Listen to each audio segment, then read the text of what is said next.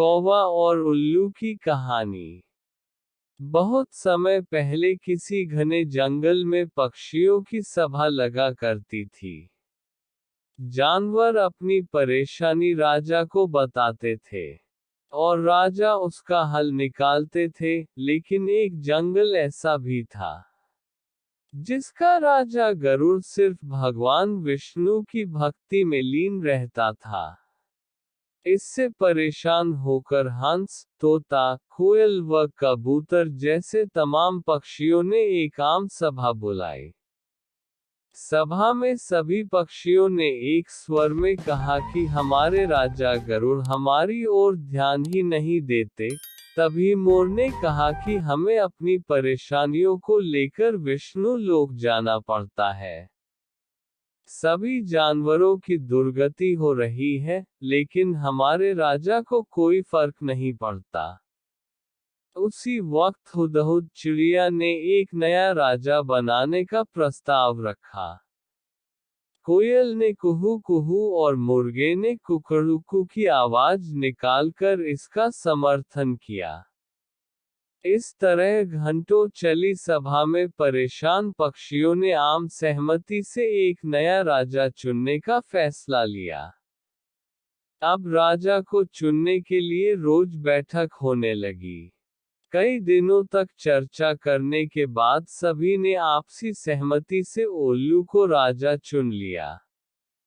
नए राजा का चुनाव होते ही सभी पक्षी उल्लू के राज्य अभिषेक की तैयारियों में जुट गए।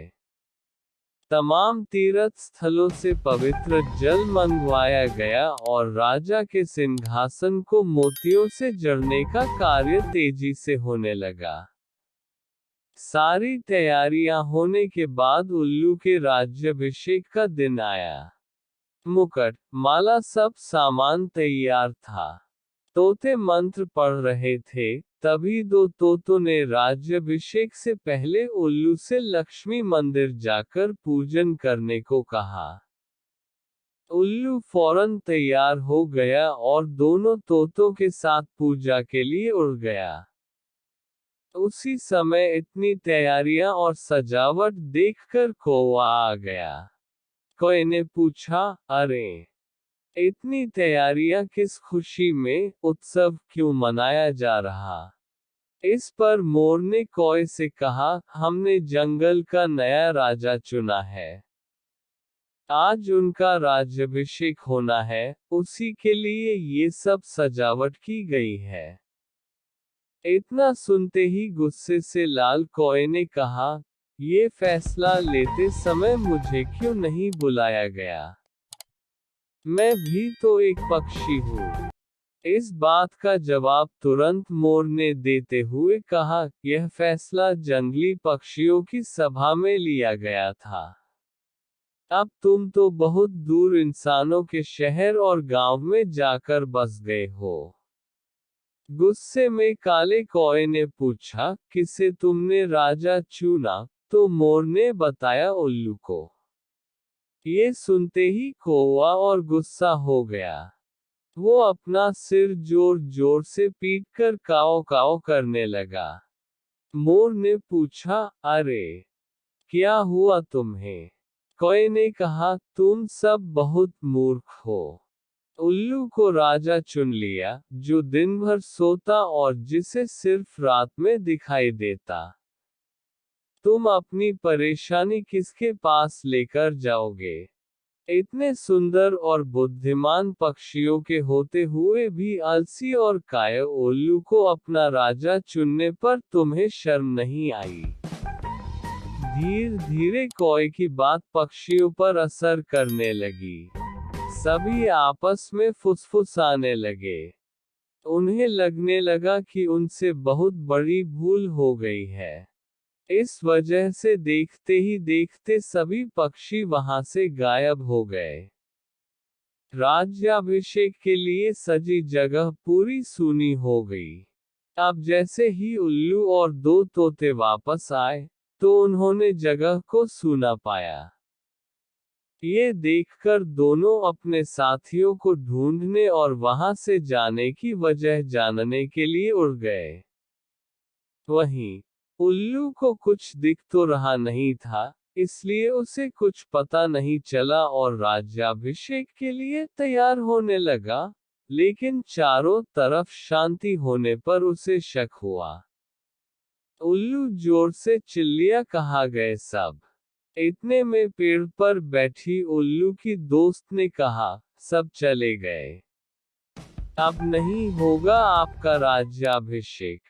आप नहीं बनेंगे जंगल के पक्षियों के राजा। इतना सुनते ही उल्लू ने चिल्लाकर पूछा, क्यों? ऐसा क्या हुआ? उल्लू की दोस्त ने बताया, एक कौवा आया और उसने सभी को पट्टी पढ़ाई।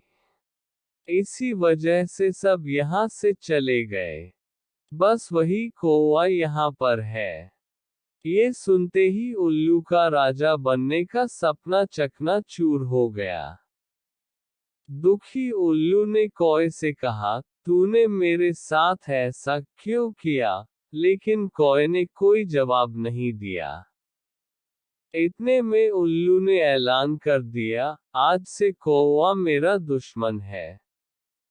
आज से सभी कौवे उल्लुओं के दुश्मन होंगे और ये दुश्मनी कभी खत्म नहीं होगी।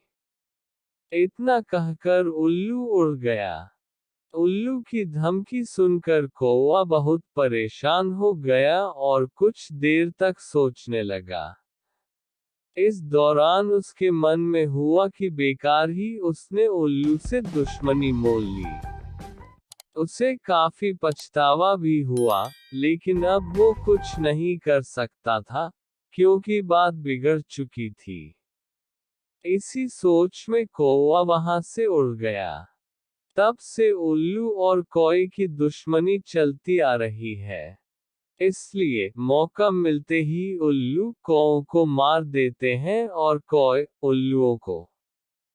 कहानी से सीख: दूसरों के मामलों में हस्तक्षेप करना भारी पड़ सकता है। दूसरों का काम बिगाड़ने की आदत उम्र भर की दुश्मनी दे सकती है। इसलिए अपने काम से काम रखना चाहिए।